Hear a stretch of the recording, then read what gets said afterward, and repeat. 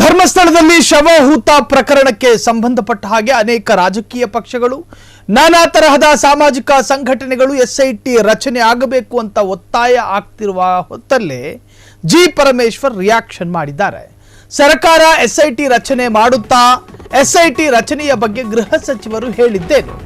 SIT ರಚನೆಗೆ ಕೂಗು ಕೇಳಿ ಬಂದ ಹಿನ್ನೆಲೆ ಸರ್ಕಾರ ಎಸ್ಐಟಿ ರಚನೆ ಮಾಡುತ್ತಾ ಹಾಗಾದ್ರೆ ಒತ್ತಡಗಳು ಹೇರಳವಾಗಿ ಕೇಳುತ್ತಿರುವಾಗ, ರಾಜಕೀಯ ಪಕ್ಷಗಳು ಮನವಿ ಮಾಡಿಕೊಳ್ಳುತ್ತಿರುವಾಗ, ಸಂಘಟನೆಗಳು ದಾರಿ ಮಧ್ಯೆ ನಿಂತು ಪ್ರತಿಭಟಿಸುತ್ತಿರುವಾಗ ಎಸ್ಐಟಿ ರಚನೆ ಮಾಡುತ್ತಾ ಸರ್ಕಾರ ಹಾಗಾದ್ರೆ ರಾಜ್ಯ ಗೃಹ ಸಚಿವರು ಹೇಳಿದ್ದೇನು?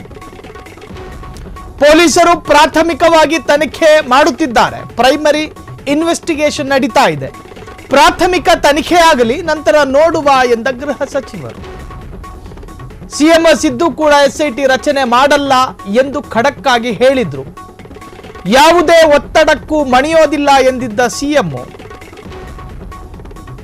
ಈಗ ಪರಮೇಶ್ವರ್ ಕೂಡ ಎಸ್ಐಟಿಗೆ ಹಿಂದೇಟು ಹಾಕಿದ್ದಾರೆ. ಮುಂದೆ ಪ್ರಕರಣ ತೀವ್ರತೆ ನೋಡಿಕೊಂಡು ತೀರ್ಮಾನ ಎಂದ ಪರಮೇಶ್ವರ್. ತೀವ್ರತೆ ನೋಡಿಕೊಂಡು ಕ್ರಮ. ಧರ್ಮಸ್ಥಳದಲ್ಲಿ ಶವಹೂತು ಹಾಕಿರುವ ಪ್ರಕರಣ ರಾಜ್ಯವೇ ಹೊತ್ಕೊಂಡು ಉರಿದ್ರೂ ಕೂಡ ಮುಂದಿನ ತೀವ್ರತೆಯನ್ನ ಗಮನಿಸಿಕೊಂಡು ಕ್ರಮ ಅಂತ ಹೇಳೋದು ಎಷ್ಟು ಜವಾಬ್ದಾರಿಯುತ ಹೇಳಿಕೆ. ಮಂಗಳೂರಿನ ಉಸ್ತುವಾರಿ ದಿನೇಶ್ ಗುಂಡೂರಾವ್ ಹೇಳ್ತಾರೆ,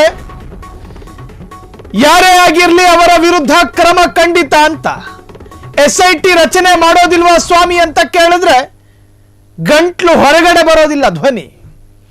ಅಲ್ಲ ರಾಜ್ಯ ಗೃಹ ಸಚಿವರೇ, ರಾಜಕೀಯ ಪಕ್ಷಗಳು ಎದ್ದು ನಿಂತು ಕೇಳ್ತಾ ಇದೆ ಎಸ್ಐಟಿ ರಚನೆ ಯಾವಾಗ? ಸಂಘಟನೆಗಳು ಬೀದಿಗಿಳಿದು ಹೋರಾಟದ ಎಚ್ಚರಿಕೆಯನ್ನು ಕೊಡ್ತಾ ಇದೆ. ಧರ್ಮಸ್ಥಳದಲ್ಲಿ ಸಾಕಷ್ಟು ಹೆಣ ಹೂತು ಹಾಕಿರುವ ಪ್ರಕರಣದ ಬಗ್ಗೆ ನಾನೇ ಹೂತು ಹಾಕಿದ್ದು ಅಂತೇಳಿ ಒಬ್ಬ ವ್ಯಕ್ತಿ ಪ್ರತ್ಯಕ್ಷಗೊಂಡಿದ್ದಾನೆ. ಆತನ ಹೆಸರು ಭೀಮಾ.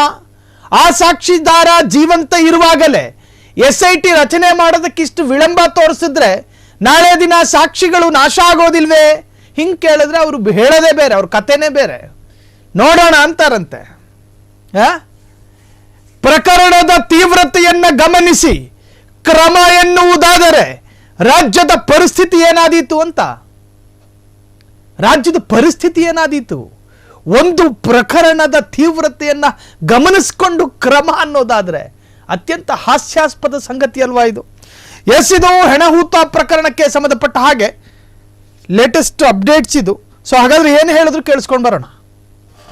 ಪ್ರಕರಣಕ್ಕೆ ಸಂಬಂಧಪಟ್ಟಂತೆ ಎಸ್ಐಟಿ ತನಿಖೆ ಮಾಡಬೇಕು ಅಂತ ಹೇಳಿ ಕೆಲವು ವಕೀಲರ ತಂಡಗಳು ಕೂಡ ಭೇಟಿಯಾಗಿ ಮುಖ್ಯಮಂತ್ರಿಗಳು ಮನವಿಯನ್ನು ಕೊಟ್ಟಿರ್ತಕ್ಕಂಥದ್ದು. ಜೊತೆಗೆ ಪ್ರಕರಣ ಸರಿಯಾದ ದಿಕ್ಕಲ್ಲಿ ನಡೀತಾ ಇಲ್ಲ, ಒಬ್ಬರ ಇನ್ಸ್ಪೆಕ್ಟರ್ ನೇತೃತ್ವದಲ್ಲಿ ಆಗ್ತಿರ್ತಕ್ಕಂಥ ಸರಿ ಇಲ್ಲ, ಹೀಗಾಗಿ ಎಸ್ಐಟಿ ತನಿಖೆ ಕೊಡಲೇಬೇಕು ಅಂತ. ಪ್ರಿಲಿಮಿನರಿ ಇನ್ವೆಸ್ಟಿಗೇಷನ್ ಪ್ರಾರಂಭ ಆಗಿದೆ. ಅವರು ಸ್ಟೇಷನ್ ಅವರ ವ್ಯಾಪ್ತಿಯಲ್ಲಿ ಬರ್ತಕ್ಕಂಥ ವಿಚಾರ ಇದು. ಅವ್ರು ಕಂಪ್ಲೇಂಟ್ ಕೊಟ್ಟಿದ್ದಾರೆ ಅಂತ ಹೇಳಿ ಅವರು ಯಾರೋ ಅವನು ಹೇಳಿಕೆ ಕೊಟ್ಟಿದ್ದಾನಲ್ಲ ವ್ಯಕ್ತಿ, ಆ ವಿಚಾರದಲ್ಲಿ ತನಿಖೆಯನ್ನು ಮಾಡ್ತಿದ್ದಾರೆ. ಇಲ್ಲ ಇದಕ್ಕೆ ಇನ್ನೂ ಹೆಚ್ಚಿನ ತನಿಖೆ ಅಗತ್ಯತೆ ಇದೆ ಅಂದರೆ ಸರ್ಕಾರ ತೀರ್ಮಾನ ತಗೊಳುತ್ತೆ.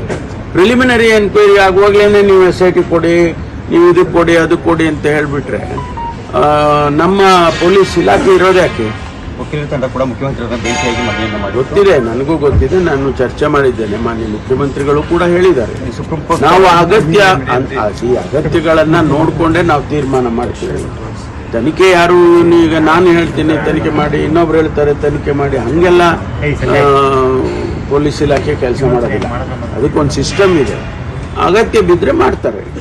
ಸ್ಥಳ ಪ್ರಕರಣಕ್ಕೆ ಸಂಬಂಧಪಟ್ಟಂತೆ ಎಸ್ಐಟಿ ತನಿಖೆ ಮಾಡಬೇಕು ಅಂತ ಹೇಳಿ ಕೆಲವು ಕ್ಷಣ ಕ್ಷಣದ ಸುದ್ದಿಗಳಿಗಾಗಿ ಫ್ರೀಡಂ ಟಿವಿ ಸಬ್ಸ್ಕ್ರೈಬ್ ಮಾಡಿ, ಲೈಕ್ ಮಾಡಿ ಹಾಗೂ ಫಾಲೋ ಮಾಡಿ. ಹೊಸ ಸುದ್ದಿಗಳ ನೋಟಿಫಿಕೇಶನ್ಗಾಗಿ ಬೆಲ್ ಐಕಾನ್ ಮೇಲೆ ಕ್ಲಿಕ್ ಮಾಡಿ.